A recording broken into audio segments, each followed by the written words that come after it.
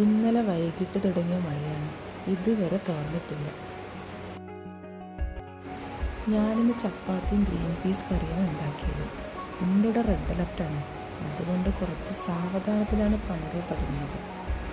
പിന്നെ ഞാൻ ഓർത്തു ഒന്ന് അമ്പലത്തിൽ പോയി വരാണ്. അടുക്കളപ്പണികൾ പകുതിക്ക് വെച്ച് നിർത്തിയിട്ട് വേഗം അമ്പലത്തിലോട്ട് പോയി. ചാറ്റൽ മഴയത്ത് പോകാൻ നല്ലൊരു സുഖം തോന്നി. അവിടെ രാമായണ വായനയൊക്കെ ഉണ്ടായിരുന്നു. കുറച്ചു നേരം അത് കേട്ട് നിന്നു.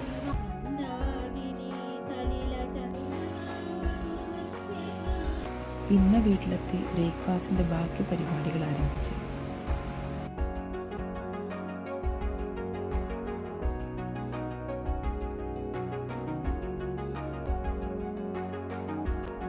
ഫുഡുണ്ടാക്കി കഴിഞ്ഞപ്പോൾ പുറത്ത് മഴ തകൃതിയായി പെയ്തുകൊണ്ടിരിക്കുകയാണ്.